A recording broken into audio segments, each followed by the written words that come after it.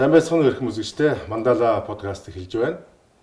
Бид энэ удаа сэтгэлээс өвчин үүсдэггүй гэсэн энэ сэдвийн дагуу ярилцгаар студидтэй анагаах ухааны доктор, сэтгцэн эмч, сэтгэл засалч оюуныг өрөөд байна. Танд энэ өдрийн мэнд хүргэе. За баярлалаа. Та бүхэнд ч гэсэн энэ өдрийн мэндийг хүргэе. За баярлалаа.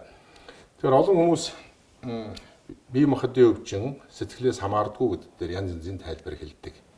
Энэ тал дээр та мэргэжлийн эмч хүний хувьд юу гэж хэлэх вэ?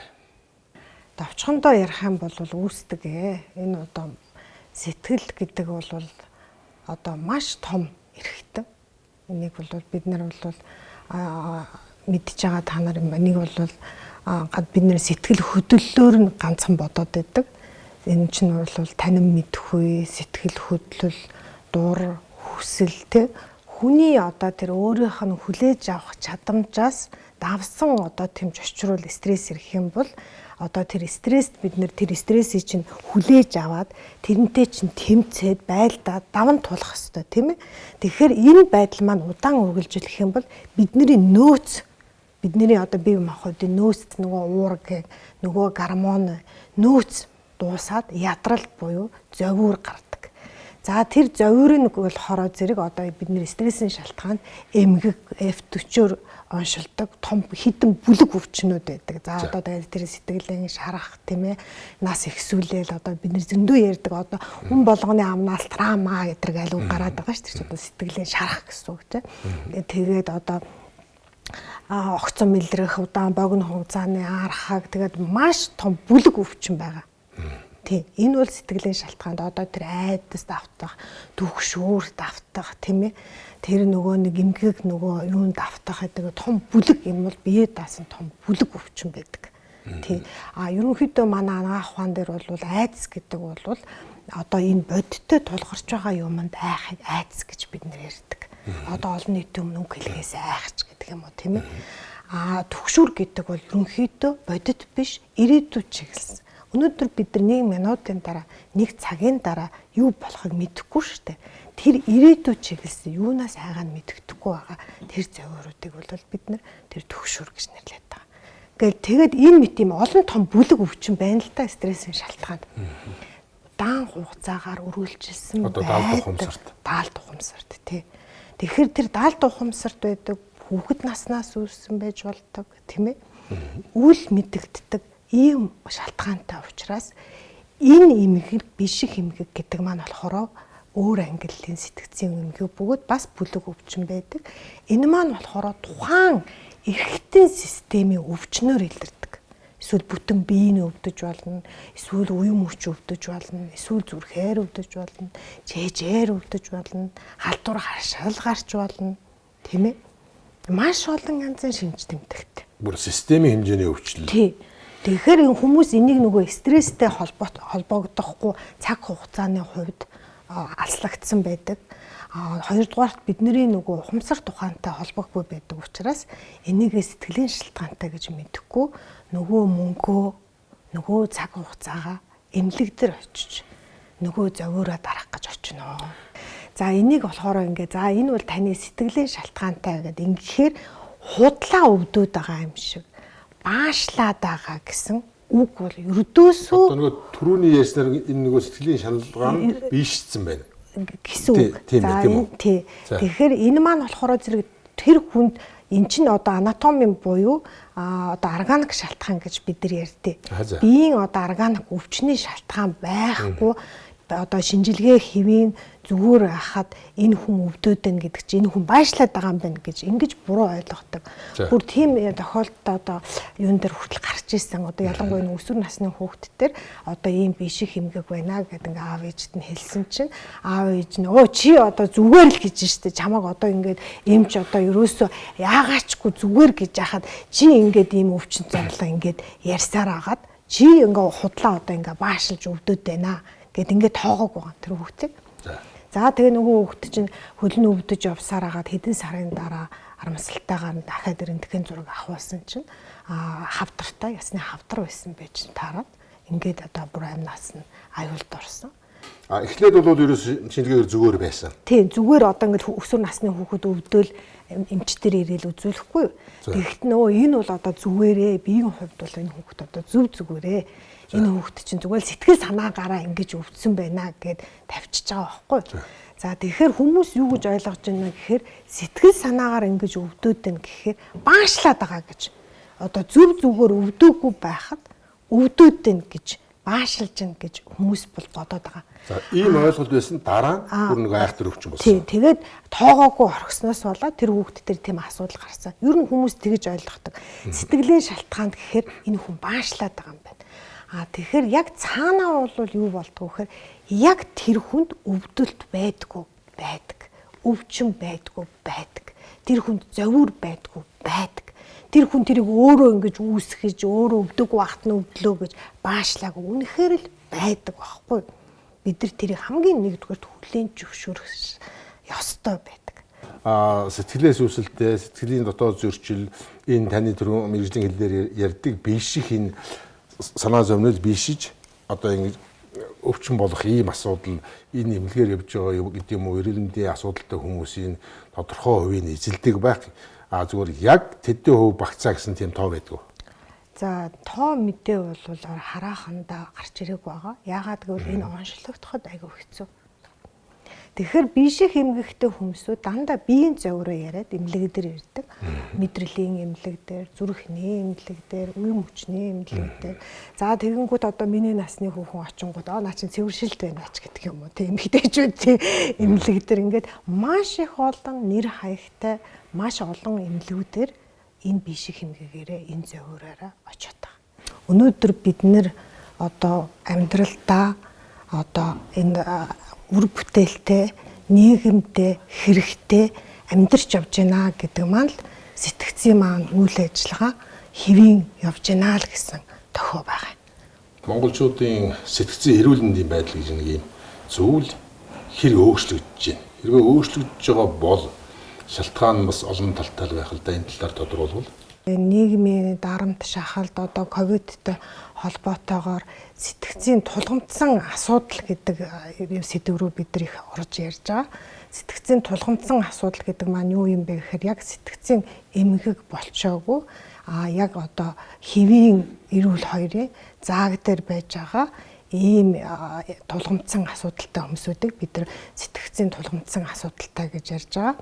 За энэ маань болохоор зэрэг одоо ингээд нөгөө их болцсон юм шиг хүмүүсүүдэд санагдаад байгаа шалтгаан их яригадаад байгаатай холбоотой байгаа бах гэж бодож байна. Стресс гэдэг маань болохоор биднийг одоо энэ биеийг энэ амьд одоо авч явах, бидний энэ дотоод энэ хэвийн гомеостацыг хадгалж явахад чиглэгдсэн биеийн хэвийн хариу ургал байхгүй.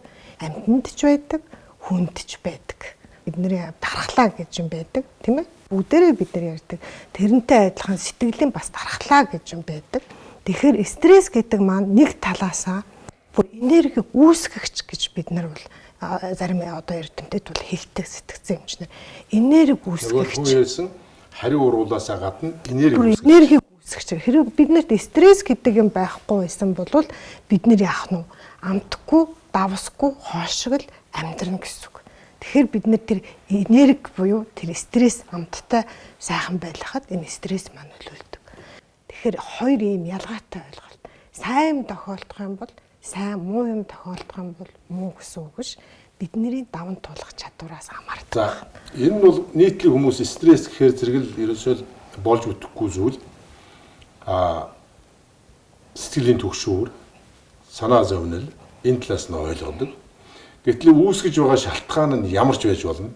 Баяр жаргалтай зүйлээс болж хүн стресстэн, хэцүү бэрхээс болж хүн стресстэн. Тэгэхээр хамгийн чухал нь тэрийг сэтгэлийн хариу ямар нэгэн одоо асуудлын танд хандлагын сэтгэл зүйн тийм хариу ургуул юм байна гэж та түрүү ярьлаа шүү дээ, тийм ээ? Тий, яг үнэ. Одоо ингээд нөгөө стресс төр юм оноонууд өгдөг байхгүй. Тэгэхэд одоо хүний амьдралын одоо тохиолдох хамгийн сайхан юмнууд хүртэл өндөр стресстэй оноотой байдаг. Жишээлбэл хурмаа хийх. Маш их догтлно. Тий. Тэр бол маш их догтлно, маш их өндөр стресстэй. Санаа зовно. Тий. Эсвэл одоо шин найз охинтой болох, одоо шинээр бебитэй болох, хүүхэдтэй болох энэ бол амьдрал тохиолдож байгаа маш сайхан юм. Тэгтээ яах вэ? Эргээд стресс дагуулждаг. Тэгэхээр хүмүүс болохоор зэрэг одоо энэнтэй холбоотойгоор тэгэхээр биднэрт сайн стресс гэж байдаг бахан, муу стресс гэж байдаг бахан. Бидний нөгөө даван туулах хүчээс их стресс өгөөд стресст оруулаад биднийг ядраад байгаа бол тэр муу стресс ахна шүү дээ. Бидний ядраахгүйгээр тэрийг аваад сайхан тэмцээд амжилтанд хүрээж яваад байгаа бол тэр маань яах нь вэ? Сайн стресс ахна шүү дээ. Стресст орно гэдэг маань бид булчингаа ингээд чангалаад байна л гэсэн үг утгатай. Стрессийг өдөөж байгаа өвчин зүйлүүдийг бид стрессрууд гэж нэрлэдэг байгаа шүү дээ. Стресс өвчин зүйл үүсгэгч нар гэж нэрлэдэг байгаа. Тэгэхээр бид нар маань болохоор бид нар тэгэхээр ямар нэгэн тэр зочроогч тэр стресс үүсгэж байгаа хүчин зүйлээс хамаарат сайн, муу, гадаад, дотоод, нийгмийн, бие махбодын тийм ээ энэ олон хэрэгцээнээс болоод биднэрт стресс бол үүсгэнэ. Тэгэхээр бид нэр тэрийгэ даван туулах нэ гэсэн. За тэгэхээр хамгийн эхлээд нэг эхний жишээ татъя. За одоо бид нар ингээд хамгийн эхний ингээд чочрол бид нар хүлээж авлаа. Тэгэнгүүт бид нар бид юу явагддаг вэ гэхээр одоо тэрийг бид нар ургал мэдрэлийн систем буюу автомат мэдрэлийн систем, вегетатив мэдрэлийн систем гэж ярьдаг. Та нар ингээд нөгөө сэтгэл ингээд яадаг вэ? Зүрх цохлоод, хөлс гоожоод ийм холоод өөрчлөлт байна. Ийм өөрчлөлтүүд бол гарч ирдэг.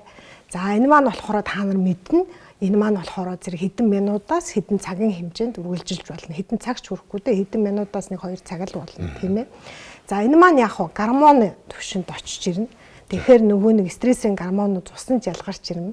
Энэ маань болохоор нэг ойролцоогоор 1 хоног өдөр үргэлжилж болно. Хэдэн цагаас 1 хоног хэмжээний үргэлжилж болно. За тухайн стрессийн хүчин зүйл дууслаа. Маргааш өглөөний сэрлээ. Би сайхан амарчсан, сайхан байгаа бол бид нар тэр стрессийг даван туулаад гарсан байна гэсэн. Тэгэхэд нөгөө л ядарсан хിവэрээ, цуцсан хിവэрээ танд юм мэдрэгдэж байгаа бол та яасан? Тэр стрессээ даван гарч чадаагүй байна гэсэн л дохио болоод байгаа. Физиологийн хувьд ийм одоо зүйлүүд явагддаг юм байна шүү дээ. Тэрийг мэдэрдэг зарим хүмүүс би тэгж анзаарлаа. Өнөөдөр яг таагүй байна. Заавал өнөөдөр шийдэх гэдэг яах вэ нэг. Одоо шийдэх гэдэг хэрэггүй л гэдэг. Тэгэхээр нэг төвлөрөөд тэр одоо хариу урвалууд, сэтгэл зүйн одоо хариу урвалууд нэг яваад өнгөрсний дараа асуудал бодтойгоор хандяал гэж байгаа юм байна шүү дээ. Ийм тохиолдлыг сэтгцэн эрүүл мэндийн зүгээс юу гэж тайлбарладаг юм? Зөвлөлт үү? Яг түрүүн би хэлэх гэжсэн одоо тэгэхээр стресс маань болохоор энергийг үүсгдэг, энергийг зарцуулдаг байгаа. Тэгэхээр тэр стрессийн тэр чиглэл хандлагыг хэн удирдах байгаа юм? Сэтгэлийн хөдлөх. Сэтгэл хөдлөл гэдэг маань болохоор зэрэг бол бидний нөгөө гадар идэрчээ илэрэлж энэрийг бид нар ухамсар тухайдаа мэдэрч байгааг мэдрэмж гэж нэрлэдэг байгаа. Би одоо мэдэрч байгаагаа бид нар янз бүрийн олон жочрол ирэхэд бид нар мэдрэхгүй өнгөрдөг бүр дайрш тий олон жочролдаг. Тэгэхэд мэдрээд энэ нь сэтгэл хөдлөөд гарч ирж байгааг бид нар мэдрэмж гэж нэрлэдэг байгаа аахгүй бүр би мэдрэмжээ илэрхийлэх сүүл үед яриад байгаа ш. Тэгэхээр тэр мэдрэмж маань болохоор зэрэг ямар байна вэ? Жишээ нь тухайн одоо хийж байгаа юмд би одоо гарч учирч байгаа асуудлыг ойлгохгүй байгаа бол шийдэж чадахгүй байгаа бол надад юу гарч ирэх нь төгшүүр гарч ирэх нь тийм ээ тухайн асуудлаас би айж байгаа бол надаас айдас гарч ирэх нь тийм ээ би тухайн тэр асуудал хүчтэй асуудал байгаа боловч би өөрийгөө хүчтэй гэж мэдэрч байгаа юм бол ууралдаг ч юм уу тийм би надад тест энэ ингэж хандж байна би тийм хүн биш гэж ууралах мэдрэмж юм уу энэ бидний нөгөө стрессийн тэр илэрлийг нь болохоор удирдах байгаа одоо зохиол нь бол сэтгэл хөдлөл байдаг байна шүү дээ. За эндээс би нэг юм асууя. Тэгэхээр танаас түрүүний хэлснээр бид нар яаж чинь шийдвэр гаргахдаа сэтгэл хөдлөл дээрээ тулгуурлахгүй оюун дүнэлтэн дээрээ тулгуурлаж шийдвэр гаргах юм бол яах вэ? Амжилттай байдаг. Бүх тийм судалгаа гарсан байдаг. Сайн ч бай, муу ч бай бүх сэтгэл хөдлөлд гарсан шийдвэрүүд бол алдаатай байдаг. Яагаад гэвэл яг сэтгэлийн хөдлөл эмоц дээр тулгуурлаж гаргаж ирж байгаа. За одоо тэгэхээр түрүүн та ярьлаа айдас, түгшүүр, баяр баясгалан, хөөрөл одоо бүгд нэг өөр хэв шинжит зүйл сэтгэлийн ийм зүйл яаж ш. Тэгэхээр энэ олон яг адилхан биш. Өөр мөн чанартай гэх юм уу, арга шинтай гэх юм уу. Тэгэхээр энэ зүйлийг гаргаж байгаа тэр сэтгцийн, сэтгэлийн, бие махбодын хоорондын уялдаа холбоо нь одоо яаж явагддаг юм. Тухайлбал энэ уурыг гаргахад ямар одоо тэр дааврууд уур гаргадгийг, баяр баясгал гаргахад ямар даавар нөлөөлдөг гэдэг талаас нь хэлээч. За энэ их сонирхолтой. За одоо би сая хэллээ. Одоо даавар болохоор зэрэгүүд адреналин, норадреналин одоо эдгэрчин болохоор зэрэг бол эмоцийг, сэтгэл хөдлөлийг бол гаргадаг. Сэтгэл хөдлөл гараад ирэхэд кара одоо тарих одоо тэр чинь болохоор зэрэг бол ялангуяа тухны зоон болохоор зэрэг бидний тэр сэтгэл хөдлөлийг мэдрээд бидний гаргах үйлдэлийг баг ингээд инженеэр ярих юм бол хадгалаад бэлдээд тавьсан байдаг. Төрүүлээд. За би уурлах юм бол ингэн. Би баярлах юм бол ингэн гэд ингээ гаргацсан байх нь шүү дээ. Тэгэхээр яадаг вэ? Зарим хүмүүс хэлдэг шүү дээ. Би бол ууртай хөө. Би бол өстө ингээл одоо өстө хэлдэг бай. Эдэргээл эн чинь яаж чинь ухамсартай буюу одоо тэр карата тэр импульсив хөдөлгөөн буюу хийх үйлдэлээ хадгалсан байна гэсэн үг. Бид нар тэр автоматар ингээ явагдчихдаг байхгүй. Одоо компьютерийн бол өгдлөө өгөөд хадгалсан байна гэсэнтэй л адилхан. Тийм, ер нь бол бараг тэгж орчуулж болно. Энэ ингээд сэтгэлийн зөрчилтөнд байдлаас бие махбодод нөлөөлөл үзүүлдэг юм байна гэдэг юм. Тэр болгон одоо ингээд та шиг мэрэгжлийн хүмүүс бид нар биш шүү дээ. Тэгэхээр эндээс гарах энийг одоо ямар аргацсан бэ? Тэгэхээр энэ стресстэй шалтгаантай энэ эмгэгч нь яг хавтартай адилхан байхгүй. Бид нар урьдчилан сэргийлэх үзлэг их явуулах хэрэгтэй юм аа. Өөрөөр хэлбэл бид нэр ирүүлгээд ингээ явж байгаа хүмүүсүүдтэй бид нар үзлэгээ хийх хэрэгтэй юм аа. Амжилттайгаар гэдэг маань нийгэмдээ болон би өөртөө үр бүтээлттэй амжилттай явж байгаа болвол энэ сэтгцийн байдал ирүүлээ гэдэг байгаа шүү. Амжилтанд хүрэхгүй байна. Ажлаас хойш суугаад байна. Энэ хүн одоо ийм амар чадaltaй шүү дээ, ухаантай шүү дээ. Тэгтэл ааштай гадуур ингээ яваад байна ч гэдэг юм уу тийм ээ. Нэг л тийм ойлгомжгүй асуудал байна. Энэ чинь уулын ийм сайн чанарууд. Тийм, заавал зүгхээр нүгдвэл заавал дэмирээд ирэхгүй яах нь вэ? Ийм одоо зан үйлийн өөрчлөлт гарч болно. Би одоо энэ одоо бүр энэ байгууллагын дарган дард бүр хэлэхэд чинь байгууллагын ажилчдаа үр бүтээлтэй ажиллуулъя л гэж байгаа бол ажилчдаа яах нь вэ? Сэтгцийн үзлэгт оруулаа л гэсэн үг байна шүү дээ. Ер нь энгийнээр ярих юм бол одоо түрүүн таны ярьсан нэг сэтгэл зүйн асуудалтай гэдэг нэг асуудал тийм. Сэтгцийн эрүүл мэнд нь ямар байгаа юм бэ гэдгийг бидний шалгуулж үзүүлээс илүү асуудал. Яагаад гэхээр түрүүн би хэлсэн шүү дээ. Биднэрт эн чинь байглаасаа генотипний өгөгдсөн дархлаа гэж байдаг, тийм ээ. Та нар мэднэ бид нар ингээд анаа дүрхээр халуурдаг, тийм ээ. Энэ чинь тий хараагаар ярих юм. Энэ халуураад байх нь сайн дархлаа дэмждэг. Халууруулж ирсэн зүв гэдэг, тийм ээ. Байх ёстой юм. Тэр чинь халуурч ир тэр чинь тэмцэж байгаа. Халуурахаар одоо биес интерферон чи ялгараа тэр одоо ханиадны вирусын эсрэг тэмцэж байгаа. Энэ бол байна. Тэгэхдээ бид нар уургаас өөрөө бүтцсэн бидний эс чи уурга шүү дээ. Тэгэхээр юдаан халуураад ирэх юм бол уурга чи өөрөө халуунд явах уу? Тэсвэргүй учраас бид нар зовөр өгдөг. Та нар бүгдээрээ мэднэ. Бүгдээрээ халуурч үзсэн. Тэгэхээр бушуухан шиг ийм авч уугаад тэр халууныг дарах хэрэгтэй болдог. Тэгэхээр яг энэ ийм стресс бол яг л явдаг процесс, яг л бидний хариу урвал мөн. Тэгэхдээ бид нэр тэрийг удаан хугацаагаар үргэлжлүүлэх юм бол биднэрт яах нь вэ? Бидний нөгөө ядаргаа гэдэг юм чинь одоо хүн болгоны амнаас нь гараад байгаа ядаргаа болцсон гэдээ яриад байгаа. Ядаргаа буюу өөрөөр хэлэх юм бол нөөц хомсдол болоод байна. Тэр нь ганцхан сэтгэл санаанд биш бие махбодод бас адилхан. Тий, бүгдийг шавхаа байнгын байлдааны гормон дээр ажиллуулад байнгын тэр зовөр зөрчил үүсгээд төгшүүрийн дохио асаагаад ахаар би яах вэ? Тэмцээр агаад ядарч сулдж байгаа нь бие эмгэг болж гарч ирээд байгаа. За энэ асуудал ингээд хүндрээ явахаар зэрэг яг нөгөө бидний сэтгэлийн эрүүл мэндийн байдалтай нэг ажилбагдал өгөхгүй би хаана өвдөж ийн энэ эрхтмэн юу болов гэдэг зүйл хүссэн үсээг л орж штэ тийм үү. За тэгэхээр бүх зүйл бас ингээд сэтгэлээс хамаарахгүй л дээ. Мэдээж тэгэхээр бид нэр хамгийн түрүүнд органик өвчнөө үүсгэх хэрэгтэй. Одоо тэр MRI компьютер зүрхний бичлэг тусны шинжилгээнд дээр тухайн хүн өөрчлөлт байна уу? За энэ хүн өөрчлөлт байхгүй хахад ингэж өвдөд байгаа бол одоо яах вэ? манай сэтгэлийн шалтгаантай байна гэсэн. Хамгийн нэгдүгürt бол бид нар органик өвчнөд өөрчилнө. За хоёрт нь болохоор бид нар оншилно. Оншлохдоо бид нар өвчтөнтэй ярилцсан, асуумж авна. Өнөөс гадна болохоор багжийн аргаар бол бид нар тодорхойлцоо доо. За манай энэ багжийн арга нь болохоор зэрэг одоо зүрхний энэ цохилт буюу одоо автомат мэдрэлийн систем дээр тулгуурлаад тэгээд тухайн энэ хүн маань хэр их зэрэг стресст явж байгаа. Нөгөө стресс даван туулах чадвар маань ямар явж байгаа тийм ээ.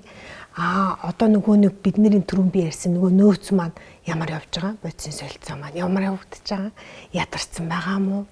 Дахиад стресстэй байх нөөц боломж байгаа мó? Дууссан юм уу? Тийм гэдгийг одоо бид нэр энэ бас шинэ энэ онцлогооны тоног төхөөрөмжөөр бол үзчихэд байгаа. За энэ маань болохоор зэрэг нэгдүгээрт нөгөө асуумж ярилцлага чинь одоо нэг асуумж ярилцлага чинь нэг цагийн ажил болдог. Бид нэр хүн онцлохын тулд тэхгүй 3 минутын дотор үздэг гэдгээр цаг хугацаа хэмнэж байгаа. За хоёрдугаарт нь болохоор зэрэг бол бид нэр одоо ингээд тухайн одоо үйлчлүүлэгч маань бас энэ чинь өөрөөгөө ингээд муу явж байгаа, муухай явж байгаа гэдгийг хэлмээргүй. Ягаад гэвэл түрүүн би хэлсэн шүү дээ, зөрчил гэдэг маань болохоор дарагдсан муу сэтгэл. Тэр одоо ичгүүр тий хүүхэд үед насандаа өнгөрсөн тэр ичгүүр, тэр гомдол, тэр бухимдал, тэрийг утгаар хамгийн муу дурсамжууд. Тийм муу дурсамжууд. Тэрийг бол хүн мэдхгүй, хилээж гисэн мэдхгүй хадгалагдсан байдаг. Энийг илрүүлэх гэж цаг алдчихснаас эхний ээлжинд багжин тусламжтайгаар илрүүлчихэд тэгээд шалтгаан нь саяны ярьсан сэтгэлийн шалтгаан байгаа учраас эмчилгээ нь өвчин намдаах, эмэргэлэх биш, харшил намдаах, эмэргэлэх биш, сэтгэл засал эмчилгээнд явах хэрэгтэй. Шинж тэмдгийг дарах биш, суурьаар нэмжлэнэ гэж ойлгох юм тийм ээ. Тийм үндсэн шалтгаан. Энэ одоо орчин үеийн шинжилгээ ухаанд бол бас хизээнээс нэвтрсэн юм арга. Өмнө нь бол тэр болгоны бас яригддаг байсан баха. Байсан. Яг одоо жигдэлж хэлэхэд энийг ийм 3 хүн яригадаад байгаа. Сэтгэл зүйч, сэтгцийн эмч, сэтгэл засалч гэдэг нэг ийм 3 юм яригадаад байна. За тэн дээр би нэг жоохон товчхон тайлбар хэлчихье гэж бодоод байна л да. За сэтгэл зүйч гэдэг маань болохоор зэрэг ямар хүмүүсийг хэлдэм бэ гэхээр одоо их сургууль төгссөн. Заавал анагаах ухааны их сургууль биш. Тийм ээ. Их сургууль төгссөн сэтгэл зүйч гэдэг боловсролыг эзэмсэн тийм дипломтой хүн байх юм бол энийг бид нэр яах нь сэтгэл зүйчээ гэж хүлээн зөвшөөрнө. Анагаах ухааны их сургуулийг төгссөн. Тэгээд сэтгцээрээ одоо бид нэр үндсэн курс гэж ярьдаг резидентийн курс хийцэн ийм хүнийг бид нэр сэтгцийн эмч гэж ярина. Энэ болохоор ойлгомжтой тийм ээ. За 3 дахь хүн нь болохоор сэтгэл засалч гэж байгаа. Сэтгэл засалч нь одоо бид нар дээр бол харьцангуй нөгөө хоёроос яг залуу хүн мэрэгжил байх. Арай өөр сонсогдож байгаа шиг байна. Тэгээ залуу гэдэг. Тэгэхээр энэ маань болохоор зэрэг psychologist гэдэг нь болохоор тэр сэтгэл зүйчээ хэлээд байгаа. Терапист гэдэг нь болохоор сэтгэл засалчаа нэрлээд байгаа. Тэгэхээр засал хийх утга нь засал хийнэ. Засал хийнэ гэдэг маань яана гэсэн үг вэ гэхээр саяны ярьсан одоо би шинэ эрг сэтгэл заслаар сурсан. Чи нөгөө шашны хандлагын байдлаараа ямар нэгэн асуудал болохоор лам нар дээр очиж надад ийм проблем турлаа. Одоо би яах вэ? Энэ зөв, энэ буруу юу гэдэг. Энэ утгаар нь хараад үзвэл нөгөө лам маань бас нэг өөр ухаан дээр үндэслэл сэтгэл засалж болчих юм байна л да. Тэгэхээр та орчин үеийн шинжилгээ ухаан дээр сэтгэл засалч гэдэг ингээд ярьж штэ.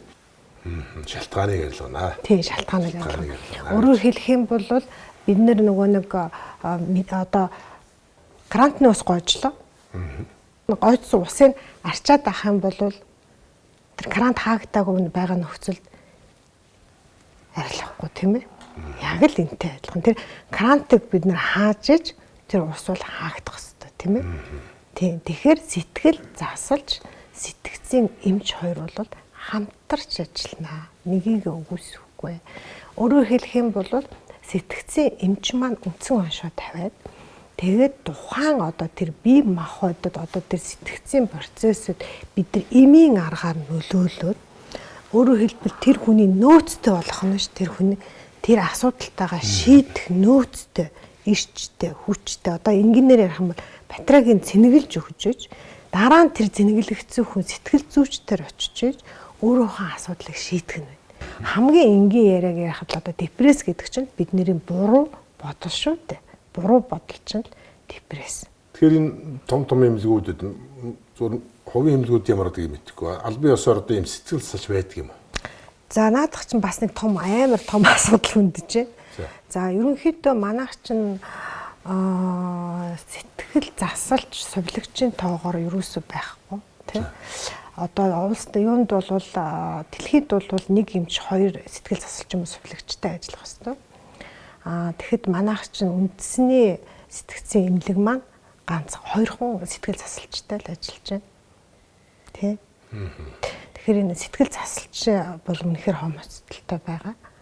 Тийм. Тэгээд хүмүүс энэ сэтгэл засалчиг бас сайн ойлгохгүй ингээд сэтгэл зүйчтэй ингээд бас андуураад тийм ингээд бас яваад байгаа.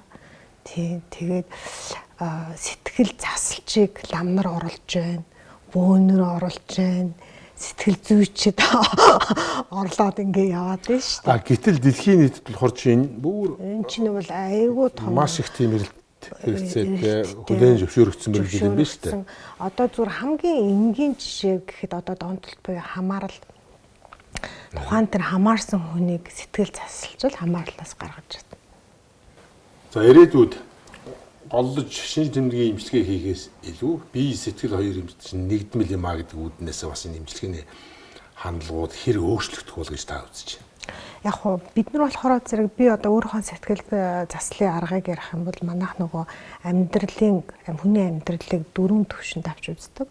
Бие махбод, үйл ажиллагаа, харилцаа холбоо, тэгээд хүний одоо төсөөлөл бодол. Энэ 4 бол одоо энэ 4 салбартаа ижил тэнцүү байж тэр хүн амжилттай сайвнаа гэж бид нар үздэг. Бие махбод нөвчтэй ч юм уу эсвэл одоо үйл ажиллагаа гэдэг хүн одоо их амар би надаа ямар ч стресс байхгүй гэсэн үнгээс ажил дээр ямар ч карьер авахгүй амжилтгүй ч юм уу эсвэл би надад би өстө ийм ажилтай ийм албан тушаалтай ийм мундаг гэсэн мөртлөнгөөс найз нөхдөггүй тийм ээ гэр бүлэхгүй тэнцвэртэй бус байдал гэсэн үг тийм ээ тэнцвэртэй бус байдал эсвэл одоо нөгөөх нь бид нэр одоо тэр яриад байдаг одоо бид нэр төсөөлөл бодол гэж ярьдаг энэ амьдралын утга учир гэж ойлгож болно тийм ээ би юу нь яах гэж явж байгаа ямар учраас хүн болж төрсөн миний амьд энийг ойлгосон хүн гэж бид нэр ярьж болно тэрийг бодол гэж ярьж болно тэгэхээр энэ 4 салбарыг бол бид нэр одоо манай сэтгэл заслаар одоо над дээр ирсэн хүн бол энэ төрөөр нь онцлоод аль нь дээр ямар шалтгаанаар яаж тоглолтож явж байгаа юм бэ гэдэг дээр нь бол бид нэр анхаарат ингэ явждаг. Тэгэхээр манай үзэгчд бас оюун эмчийн ярианаас олон зүйлийг ойлгосон байх гэж бодож байна. Тэнцвэртэй бие болон сэтгэлийн хувьд эрүүл сайн сайхан одоо олон зүйлийг хангаж гэж байгаа шүү дээ тийм ээ. 4 үндсэн зүйл байдаг юм байна. Тэр 4 үндсэн зүйлийг тэнцвэртэй авч явахын тулд хүн өөрөө бас мэдж хичээгээ ч гэсэн мэдж чадахгүй бол бас яг энэ чиглэлээр ажиллаж байгаа одоо мэргэжлийн байгууллага эмчнэрт хандах нэг зүйтэй байна гэсэн ийм ойлголт төрлөө. Тэгээд танд ажлыг хамжилт хүсье. Та нарт ч гэсэн баярлалаа. Та нарын уран бүтээлд ч гэсэн өндөр амжилт хүсье. За баярлалаа танд. Мандала подкастын ээлжид дугаар инх өндөрлөж байна. Үзэгч та бүхэндээ баярлалаа. Дараагийн нэвтрүүлэг хүртэл түр баяртай.